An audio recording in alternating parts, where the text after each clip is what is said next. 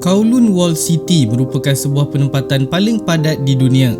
Kawasan yang dipenuhi dengan bangunan tinggi itu terletak di Kowloon City, Hong Kong.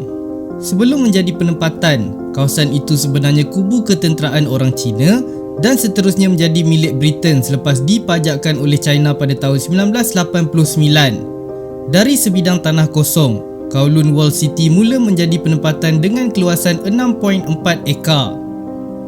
Nama Walled City diberi bersempena kawasan tersebut dikelilingi dinding kukuh yang dibina sebagai kubu tentera bagi mengawasi British di China.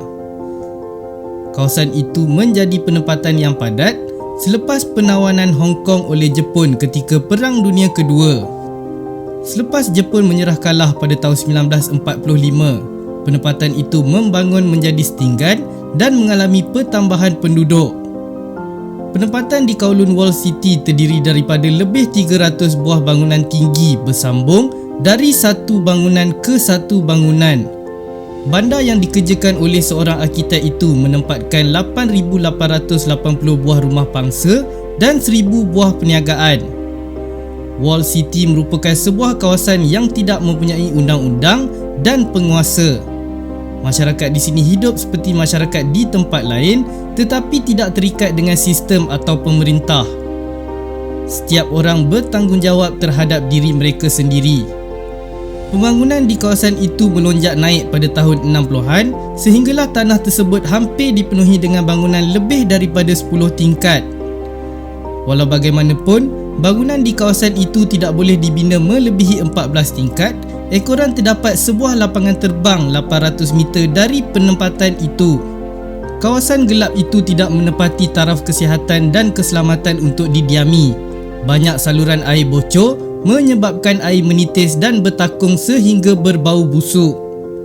Pencahayaan dan saliran yang teruk serta tiada kawal selia juga menyulitkan lagi keadaan. Keluasan rumah di kawasan itu sangat kecil iaitu 23 meter persegi. Ruang rumah digunakan secara maksima sesuai dengan keperluan penghuninya.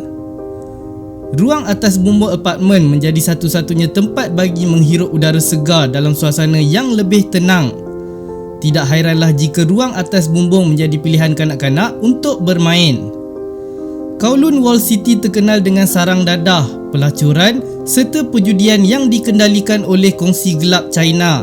Selain itu, Walled City juga terkenal dengan ramai doktor gigi yang tidak terikat dengan peraturan. Ini bererti doktor gigi di kawasan tersebut tidak akan didakwa jika berlaku sebarang perkara yang tidak diingini terhadap pesakitnya. Banyak lagi perniagaan yang dijalankan di situ termasuklah restoran, kedai runcit dan salon. Kebanyakan pemilik perniagaan memilih bandar itu kerana kos operasi yang lebih murah dan bebas dari penguasa. Walaupun kawasan itu menjadi sarang jenayah dan kongsi gelap, kadar jenayah di bandar itu terkawal dan rendah.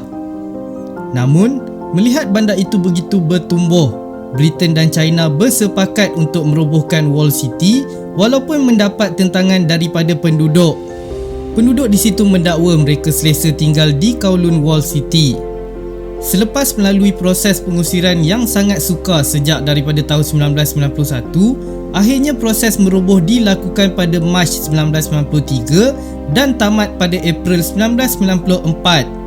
Hari ini, kawasan itu dikenali sebagai Kowloon Walled City Park yang berkeluasan sekitar 330,000 kaki persegi. Taman yang menelan belanja 76 juta dolar Hong Kong itu dibuka secara rasmi oleh Gubernur Chris Patten pada 22 Disember 1995.